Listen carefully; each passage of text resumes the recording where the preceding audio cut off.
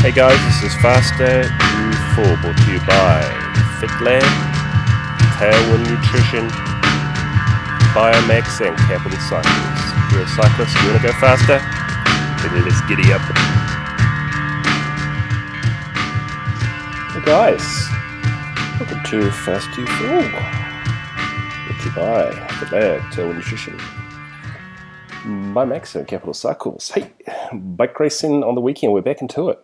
Back for 2018.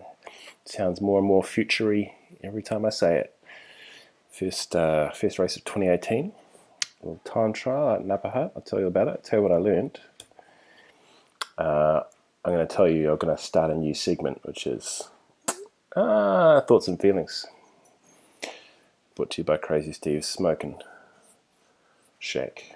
And the last thing will be next week's race, which is the Interclub race, which is going to be held out in Kapiti, I think. I'll figure that out in a second. There we go. So what I'd like to do is bring up the Wellington Masters Cycling Club calendar, because it has all of the races set out really nice and easy. Yes, this is one that is over the hill. It's not in Kapiti at all. It's over in Martinborough. We'll talk about that in a minute and what to look out for. All right. Ride of yesterday, the Wellington Masters Cycling Club putting on a 22-kilometre time trial out in the valley, in Weymouth Valley in Upper Hutt. Perfect conditions, very little wind, less than 5 kilometres an hour, and hot. So I have made a segment on Strava here to segment out the TT for y'all, and this is, if you're looking, if you're not, I'll explain it, but if you're looking at the screen, this is my segment I cut, which is the segment so that you can use in Strava Premium the comparison tool. Okay, so if you are using Strava Premium, you pay the, I don't know, is it $5 or $10 a month or something like that, you get access to a suite of a few little extra tools. But the one I find most useful is this effort comparison, especially when it comes to time trials. So what I've done here is I've gone and selected created a segment, so created the start finish points for the ride, then narrowed it down to all the people who were racing yesterday, which if you're looking at a big list of them down here, all the people at least who have uploaded their data to Strava.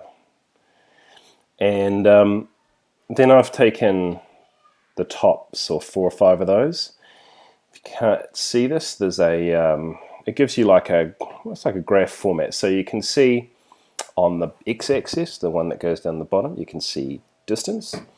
And on the y-axis, it just has the elevation.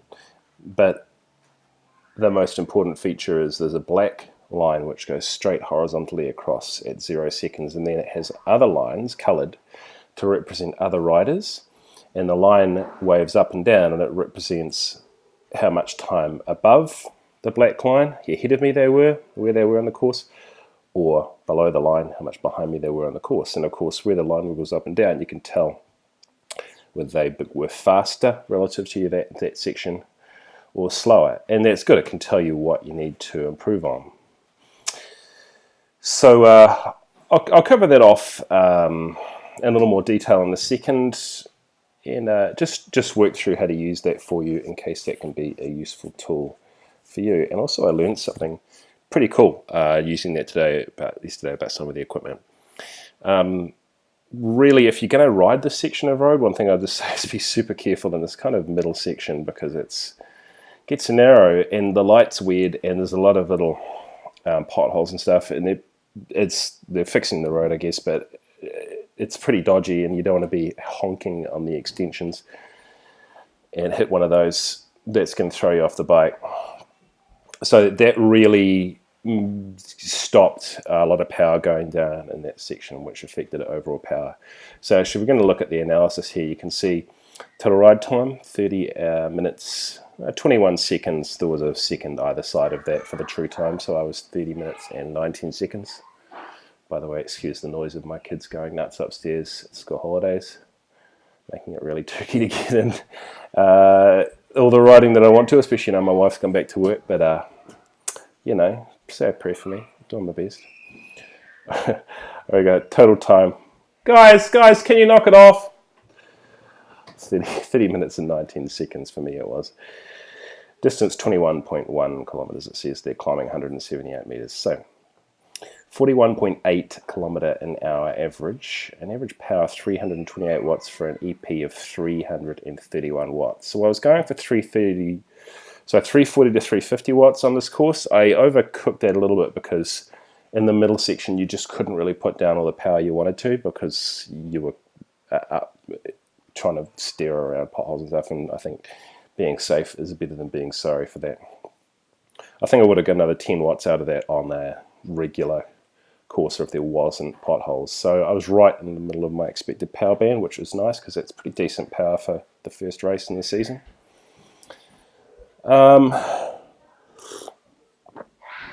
Calories burnt. 596 kilojoules. I'm going to say we've got 2,800 kilojoules. Yeah, what is that? McDonald's hamburgers, about 250. No, it's not. It's about 1,000. So yeah, you go close to 3 hamburgers for that. All right, so there was a section. There's this long section of road before the first bridge. You can put down some good power. Let's just do a quick look at the way you want a TT to be run. Zoom in on the start here. Power will burst up to power and target speed within, there we go, we're going to say 23 to 24 seconds. Happy with that. That is, you know, TT. You want to have be up to power and in position, up to speed and in position in 30 seconds. And in the sections of road where I could hold somewhat steady pace, there you go, 341 watts in the first 5 minutes or so, and in the last 5 minutes about 352 watts, so bang on target power. Average cadence of 90 RPM. It's good. Okay, so what, as far as results go, we've got me in first place, 30 minutes and 19 seconds. Second was Mark Donald, 30 minutes and 43 seconds. It's about 20 seconds down. Tice Robinson at 30 minutes 53 seconds. Mike Proudfoot 30 minutes 55. It's only 2 seconds behind, so it's pretty tight for 22k TT. Steve, my man Orchard, 32.26. So one thing I would say is, you know, for TTs like this, on the right kind of course and the right conditions, I can do some analysis on drag coefficient. You know, for a flat TT, the two most important factors are power and drag resistance, and you know, your power with a power meter. And using some formulas, some algorithms, some tools, most importantly a Chung virtual analysis tool in Golden Cheetah, you can determine your drag coefficient pretty accurately for this particular ride. I think my drag was down to about, I say here 0.27 to 0.28. It could have been 0.26 to 0.27. It was in that sort of range. Compare that to normal drag for me of somewhere around about the 0.25. There's a disparity there, and the only difference was two things. One was I changed my hand position up a little.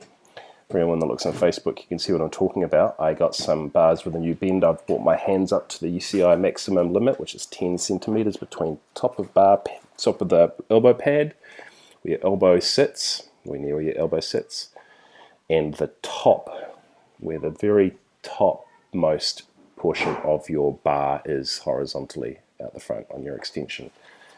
And if you've got a shifter or something there, it includes that, so 10 centimeters. So I've moved it to that maximum distance, so my arms, my hands, so arms are at a more acute angle, my hands are up more in front of my face, shielding more of my chest, in line with kind of best practices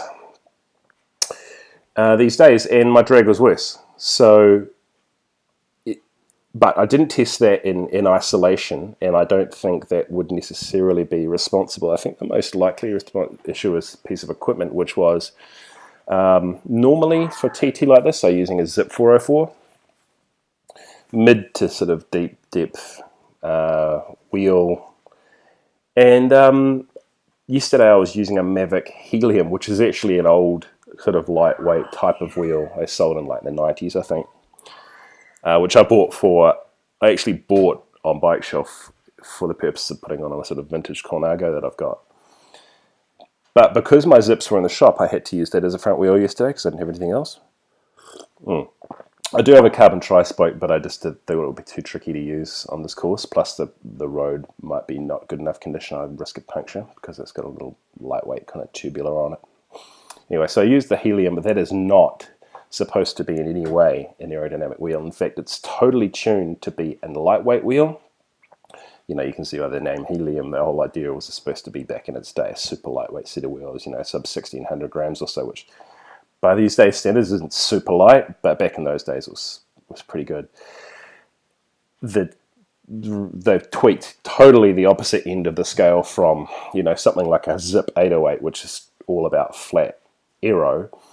And the only thing I can really see that affected my drag so badly was that Mavic Helium on the front.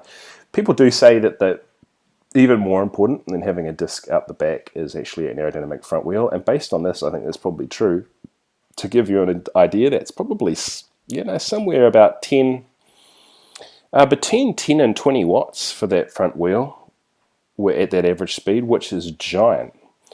You know, if we go conservative and say 10 watts, that's probably pretty accurate, and it was very, very obvious. So I guess if there's something to come out of that piece of information, which is really worth knowing from an early, you know, season race like this, is do the testing of the equipment, and you might actually find that it can have a really big effect. So if there's an important TT coming up, I'll definitely be popping a Zip on the front. I was looking at getting an 808 for the front instead of a 404. I looked at the data, and it looks like in most sort of semi-gusty or, you know, not that calm conditions, which, you know, we typically have in Wellington, and maybe with some rollers, a 404 is actually probably better. It's a little better in the crosswinds. It performs a little better over a wider range of yaw, and is probably a little, as well, will be a touch lighter because it's not quite as deep, so that's better for rollers. So I think for now, I'm just going to run with the 404 on the front for TTs. I will continue with the new hand position, report back on that, but I think overall it should be better. When I have a chance to do some testing on the velodrome, I'll get some more accurate results. So that was a fun day out. Thank you very much to everyone who came out. Thank you to the race manager Dave Grimm and timekeepers and marshals John Goodman, Jacob Beatty, Neil Holden, Phil Sporer, Mark Luton. Alright, so just as I mentioned at the top, there's this comparison tool. I mean, I've already mentioned basically what it's there for, but if you're going to take anything away from the data yesterday, I've got up on the chart here now, if you can't see it, I've got me. I've got the lines which represent the relative speeds between me, Mark Donald in second, Mike Proudfoot in third, and Tice Robinson in fourth. Oh, Mike ended up fourth in the end. Tice Robinson was third, 2 seconds in it. So this is for the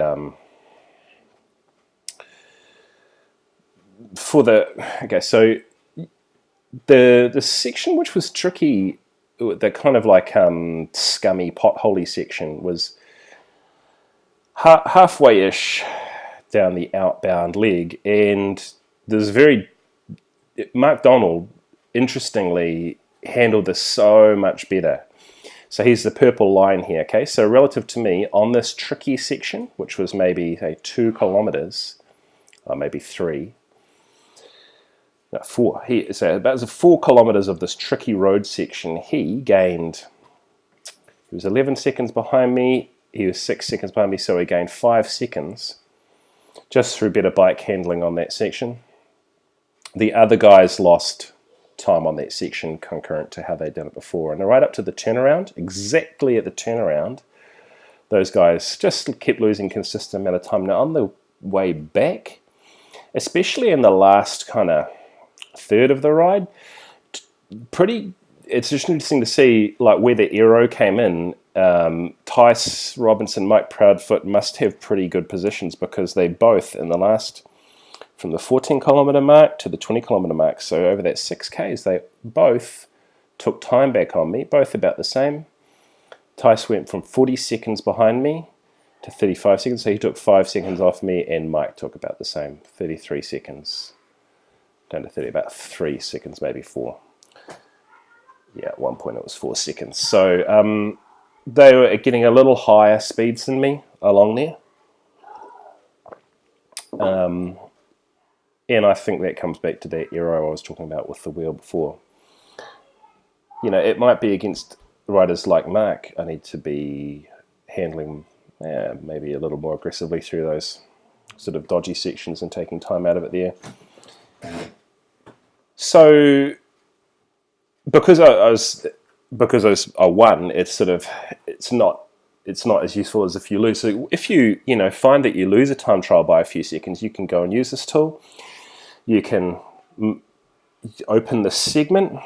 If there isn't a segment, you can make one and refresh it, and it takes about half an hour, maybe an hour, maybe a couple of hours, depending how busy the website is, I guess, to refresh all of the riders. You can filter down to today or this week or whatever it is to just show you the riders who were riding against you yesterday.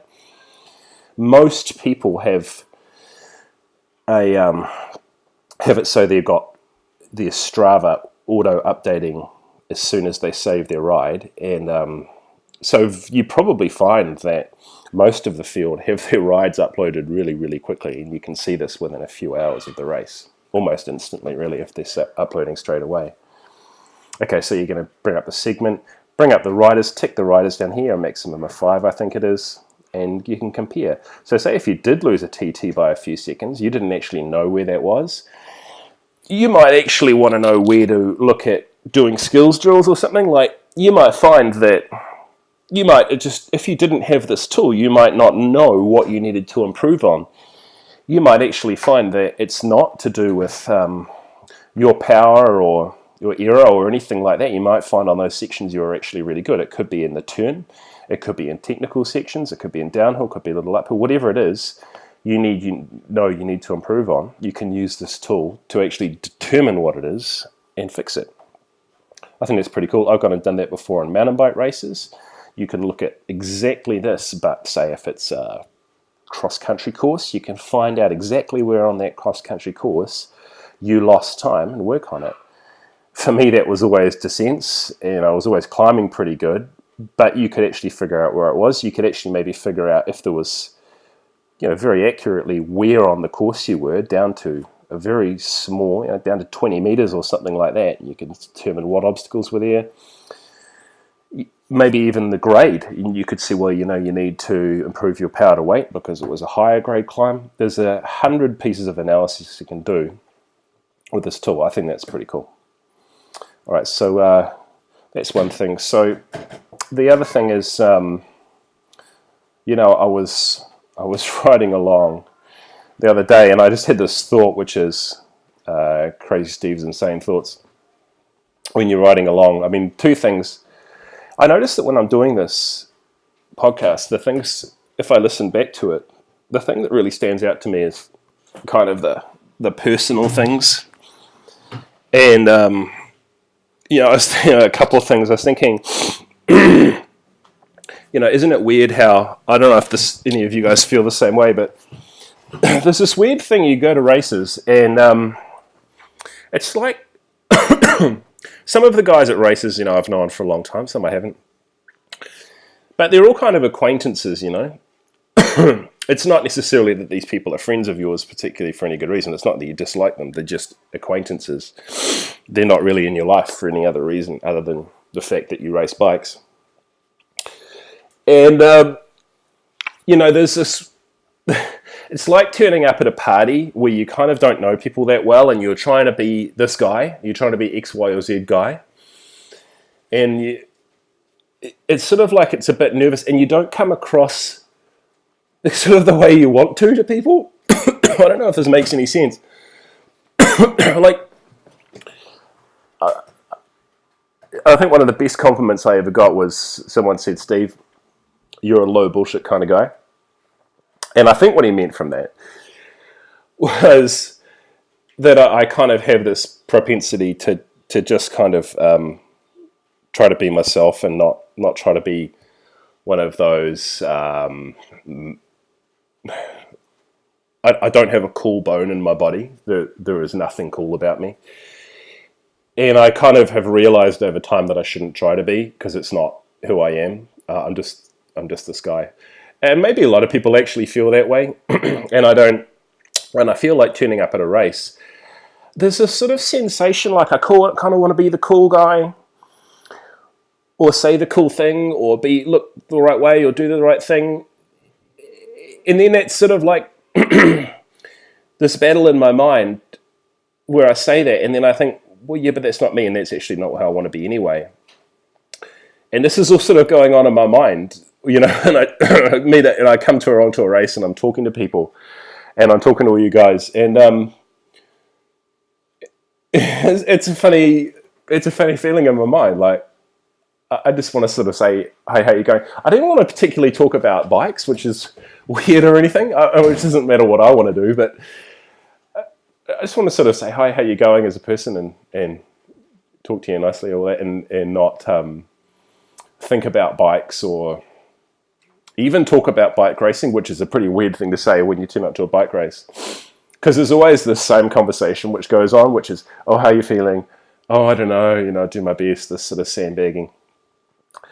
And I think, if the truth was, if you could actually talk to each other in this sort of under the skin way, you would say, oh, actually, I'm feeling a bit nervous, and I'd really like to win, and I'm going to ride really, really hard, and I've been training a lot, and this is important to me. I can't quite say why this is important to me. I would like to ride really well because I think it looks good for the people that I coach, and I'm hoping my kids will think that that's cool, and I hope that the training I've been doing pays off, and so that in the performance, so then I can prove that my methodology for the people that I coach is accurate. But that would be very weird to walk up to someone and sort of say that. Even though that's true. So then you get trapped in this, well, not trapped, but you just talk in a different way, which isn't really real, which is this surface bullshit. And I know that's not new. I guess a lot of people probably feel that way. And I don't know, it's this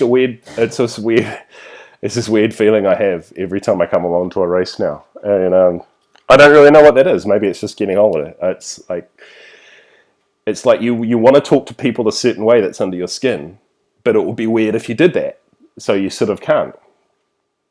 I don't know. It ran across my mind, and I thought that other people might feel that same way. So if you come up to me in a race and you say something like that, I'll completely understand. All right. The other thing is, I had this funny thought. Okay, I'm gonna give you one little thing, which is it's a bit of a secret. Okay, so I watched something on YouTube. It was a while ago, and I think it was this kind of joke where someone was listening to like girly music on their laptop or their iPad or something, and it had the kind of, couldn't quite figure this out. Like, it had the earbuds plugged in, but they were kind of like sitting out a little bit so that you could hear. I guess he could hear the music in his earbuds, and it was coming out of the device at the same time or something on the external speaker. But whoever was listening to the music didn't know. So you get this guy, this manly looking dude, hipster guy, kind of rock into a lecture or something at university, and he's got some Taylor Swift rocking out. And but he couldn't tell because he had it in his ears at the same time. Anyway, so here's the big secret, is that on my playlist that I like to listen to when I'm riding is a lot of songs that I wouldn't say are that manly. Now, I got a lot of Slayer, which is, I realise might have been cool in 1988, and it's not now.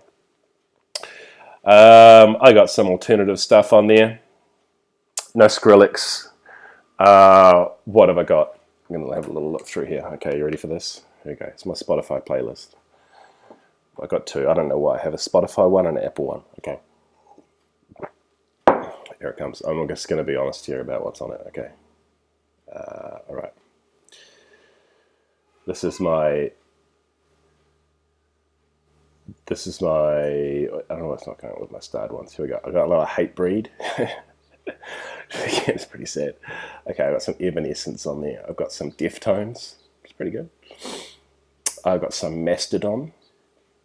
So, you know, it's all sort of heavy and alternative at this point. I've got some Fear Factory. I mean, that's really going back. I've got some POD. I've got some Slayer. I've got some Slipknot. That's a bit embarrassing. All right.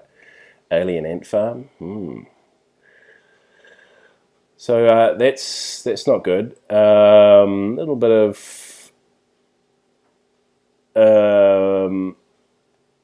of Drowning Pool. Okay, but here we go. Also on here. I don't know why that's giving me that. Why is it giving me that stupid suggestions which suck? Here it goes. At my library. Is that what I want? All right. It's made my. I'll try the Apple Music one. It's made my stuff go away. I don't know. It's made my starred list go away. Okay, so playlists. I've got one here called Cycling. Okay, here we go. It's Taylor Swift. There's Hatebreed. There's some Katy Perry. Here we go. It's gonna some deep cuts. This is some Avril Lavigne. This is some Zed. More Deftones. Okay. And there is a lot of Deftones. Okay, here we go. Here's a goodie. Here's Kesha. Some Rage Against the Machine, which is almost as embarrassing as Kesha. There is... When I listen to Rage Against the Machine now and I realise what complete comic cucks they were, it just makes me not vomit. Flume, that was goodie. All right. And lately... In my later editions, right, some Shihad, it's acceptable. Band of Horses, you've got to listen to that, The Funeral, it's a real good one. Some Everclear, Snow Patrol, oh my god, okay, there's a Tori Amos in there. I told you. And, okay, I'm leaving the best to last here. I can't remember her name, silly cow's name. All right, here he goes. I got some Britney Spears. So that, my friends, is it's what I sort of listen to sometimes when I'm not listening to podcasts. And I got to say, the thing that keeps running through my mind after all of that is, what happens if I'm riding along? You know I'm going with this, and I'm just rocking out to some pretty deep Taylor Swift. This love is good, this love is bad, this love is alive from the dead. I got this going on. And I'm just sitting there in my aerobic zone. Some car pulls out, I'm on the ground, paramedic walks up, says, what was this guy last listening to? There's no good part of this story. So, I don't have any good advice for you. Maybe the good advice is don't crash. You know, they'd probably cringe if they saw what podcasts I listen to as well. I think if we're honest, we all have the additions to our playlist we're not proud of. Maybe we just need to stand in solidarity on that one. All right, next race next weekend is the Wellington Masters Cycling Club Interclub. This is on Sunday the 28th of January, 9 o'clock. Gladstone School to Martinborough to Top of Millers Road. Top of Millers Road. I think I remember this one. The only feature, as far as I can remember, is the Top of Millers Road. So I think what's happening here is we're going counterclockwise and finishing Top of Millers Road. If you want to know what that looks like, that's... It actually has this kind of drag, it sort of drags upwards for a few k's beforehand, sort of false flat, and then you kind of turn left, you come up, and you can see the climb in front of you.